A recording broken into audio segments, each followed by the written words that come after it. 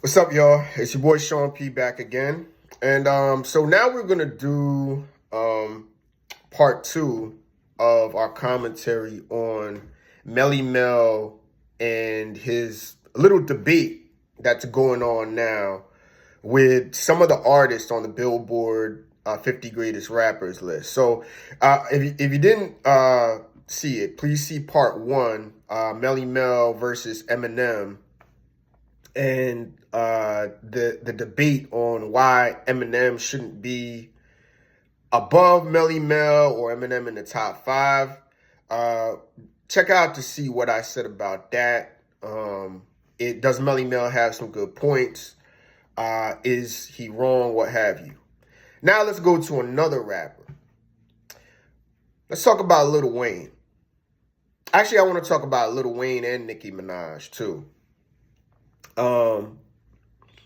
But I don't start with Lil Wayne. We're gonna sit on that for a minute. So he said some comments about Lil Wayne where clearly he's shown that he's out of touch. Now he wants to go and be a hip hop pundit now and say who can be where and who could be what, which actually he does bring up a good point that I think is important. But he had some really strong comments about Lil Wayne that the Eminem thing is debatable. There's a little debate going on with that. But this, I don't know where he's coming with this. So you tell me what you think. This is what the audio has said. Listen. You think about him making no comments? Man, he's wrong. He's wrong. And like I said, and for little, and if you would have enough guys, creditable rappers that really understand the game, I mean, you don't even know his real voice. How do you know? How could you know? How? If his voice is on auto-tune, was something wrong with his voice for them to put the auto-tune on his voice? Or was it just something that they did in the studio just to give it that rawness? You see what I'm saying? But how could you know? You know what I mean? Like if the message came out in auto-tune, like if it came out in the talk box, do you think that would have been a big record? No, it would not. It would have made the record sound a little more cheesier. You see what I'm saying?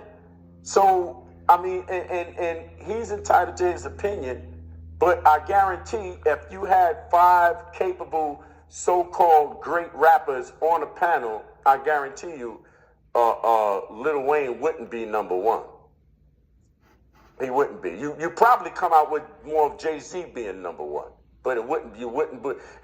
And the reason why I would cancel him out, and like I said, I don't got no, nothing against anybody. I mean, I don't even listen to rap. Like I said, it's just niggas talking shit. But my point is, if I can't hear your real voice, how do I know that is even you? It could be. I don't know. It's just you see what I'm saying? It's like I think that should be something that's in the equation of being a great MC, the quality of your voice. Shouldn't that be in there some kind of way?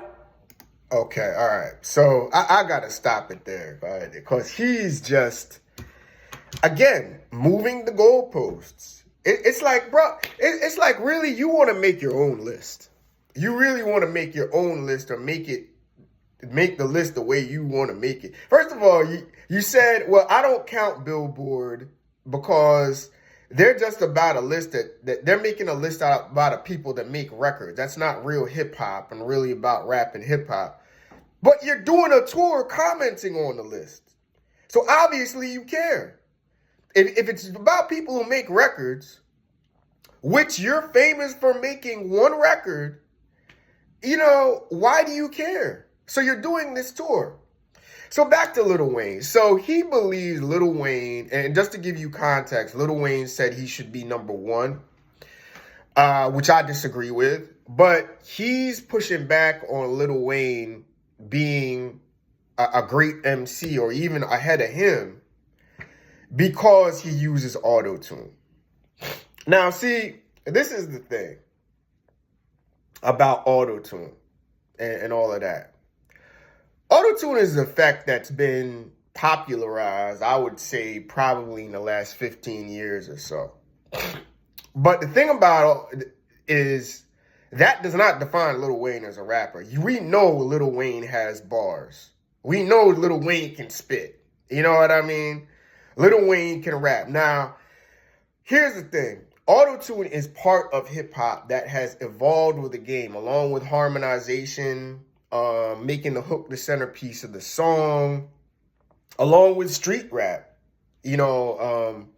along with rappers singing. I mean, I said harmonization, all of that. This shows to me, and him saying, I don't even know if it's really him, or, I don't know if that makes him, that's fake. That makes him sound better. And we need to make voice a criteria and all of this stuff. Here's my thing. This shows you're out of touch, bro. Anybody who is out of touch with how the game has evolved over the last, really 40 years since his time, then you really shouldn't be commenting, man. You know that Lil Wayne has shown he can spit and spit at a very high level, going toe-to-toe with everybody. In the last, I'll put it to you like this. I would play some cuts of Lil Wayne really rapping, okay? Rapping and all of the features he's done, whether it's Jadakiss, whether it's Jay-Z. I mean, just take God Did, for example. God Did just got nominated for a Grammy. He didn't use auto-tune on that. And he went toe-to-toe, arguably, with Jay-Z, even though Jay-Z really outlasted him because Jay-Z had a longer verse. So you're basically saying, I don't know if you could really rap because he uses auto-tune. And he might use auto-tune on maybe, I don't know, 20%. And I'm not going to say 20%. Maybe 15% of all of his songs. Come on, man. That's such a reach. And this is so, I'm an old head. I don't understand the context of hip hop and how hip hop has changed. It's not even funny. You know what I mean? It's not even funny. You are DQ'd just because of this comment. I mean, it's a joke that you're not going to give him his props. I mean, and again, I'm going to go back to my original premise. Lil Wayne has done 10 times more for hip hop than Melle Mel has. That's why he's higher on the list. I mean, you want to say he uses auto-tune? Well, guess what? He created a whole subset of trap rappers, from Future to Young Thug to that dominate Atlanta hip hop and made Atlanta hip hop #1, the trap genre in hip hop, period. So you want to make fun of that auto-tune? Oh, well, I'll push back. That auto-tune birthed trap. And trap, whether you like it or not, has been the dominant form of hip-hop, at least for the last decade. Whether you want to admit it or not, listen to Migos, listen to Young Thug, Future, what have you. Okay? So, I mean, you saying that, you're basically canceling a whole part of a whole part of, hip hop culture. So what if somebody said, well, I don't want conscious. So what if we decided to cancel conscious street rap culture, which is what your record, The Message, was part of? That's what you're doing now, just cause he used auto-tune. And like I said, Lil Wayne has done 10 times more for hip hop, and as far as globalizing the brand of hip hop, as far as creating subgenres of hip hop, changing hip hop influence through how people rap, how people do hooks, so many different ways than what Melle Mel has, which is one record. That's the reason why you know, it's like, bro, you need to be disqualified for this. But I'm going to sum this up by saying he also went on to discredit Nicki Minaj. Now, I also said that Nicki Minaj, and he said it's blasphemous that she's up that high. Now, I did say that I think I kind of somewhat agree with him that Nicki Minaj does not belong in the top 10, but she belongs on this list. Where, I don't know, I probably have her maybe at the end of the top 25, maybe top 30, but she has done 10 times more for hip-hop than Melle Mel has. She changed the female genre. She globalized female hip-hop from hip-hop to pop. Not only that, she's represented so many subgenres such as dancehall to trap and so many different forms of hip hop. So she does deserve her flowers.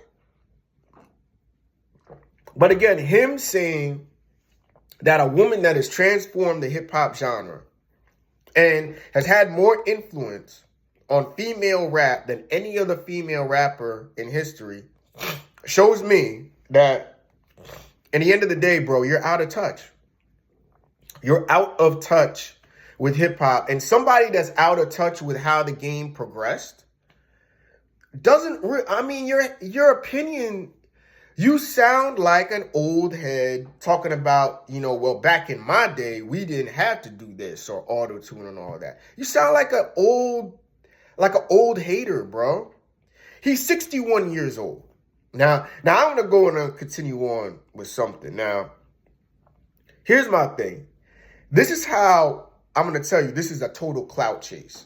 He's 61 years old and he's starting a hip hop podcast to talk about and judge hip hop. It's like, bro, most of your generation stopped listening to hip hop before 1995. So all of the people that you're talking to are out of touch. They haven't moved with the game. They haven't progressed. So it's like this is total clout chase on your part because nobody wants to hear your old head opinion unless you're going to objectively look at the Kendrick Lamars, the J. Coles. I'd even go so far as the Fabio Foreign, Lil Uzi Vert, the guys that are hot now, Meg Thee Stallion, Cardi B. You have to be objective to look at hip hop. That's why I pride myself. I don't want to be, even though I'm an older hip hop listener that listened to the classic era, I evolve with the game. My opinion evolves with the game. That's the important part. He's not evolving. And that's the reason why he's wrong and is coming off as an out of touch, old head hater when it comes to Eminem, Nicki Minaj, and Lil Wayne. I mean, you're just recycling old narratives. You're just recycling old narratives that, in the end of the day, you're just looking for a little bit of clout because all three of these artists have a large set of detractors and a large hater fan base. So you're going to get clicks as you lift your weights in the weight room, talking shit on these people like, oh, I'm doing this on my workout. I got better things to do. It's like, bro, you're so corny. You're so corny with it. So, bro, you are out of touch. You're out of touch. And this confirms it, saying, oh, well, I don't know his natural voice, so I don't even know if it's him. Like, come on, man. Now, the one thing that he did say that I agree with, and I'm going to take the last few minutes to talk about this, is that he thinks there should be a panel of hip-hop greats that will come together and kind of make a list, and an objective list of who's the greatest all time. Now, what he means is like a Busta Rhymes, a Rakim, a KRS. I would even throw in some newer artists. I would even throw in somebody like a Talib Kweli to even a Fabulous or a Jadakiss or somebody, and have them make a hip hop list, a top 50 rappers of all time. I'm for that. I applaud that. And I think that's how you should approach a top, because now it's coming from the greats. Okay? It's going to be hard to get these guys to agree, but whether it's a show of, maybe, five, a committee of 5 of these rappers, 6 of these rappers, but I would want I'm cool with a KRS. I'm cool with these guys, but what I would do is I would have some guys that are also in tune, like a Fat Joe, a Nori, who has podcasts, and they talk to the new school. They're in tune with the new hip hop listener, or what's going on with the overall hip hop vibe today, and live the classic era. You know what I mean? So I'm for that. That's a good suggestion. That's the only thing I agree with Melle Mel about. But bro, seriously, you're out of touch, man. And you're coming off like an old head hater. Just be happy you made the list. Because with me, I don't know if I would have even had you on here at 48. There are definitely some other guys I would put ahead of you. But I don't know, man. So you go ahead, check out part 2 of Melle Mel versus Lil Wayne and Nicki Minaj and the Billboard list. We're going to be back. Hopefully there will be some new music to review soon. And I know J. Cole's coming on the horizon. Lil Wayne, Carter 6 is coming sometime. I know the Pusha T is coming out with a Gangsta Grills mixtape. So we're going to be patient, y'all. Hip-hop is coming. Some real hip-hop is coming. We're definitely going to be there to review. So with that, enjoy the rest of y'all Sunday. And I will touch base with you a little bit later, all right? Peace.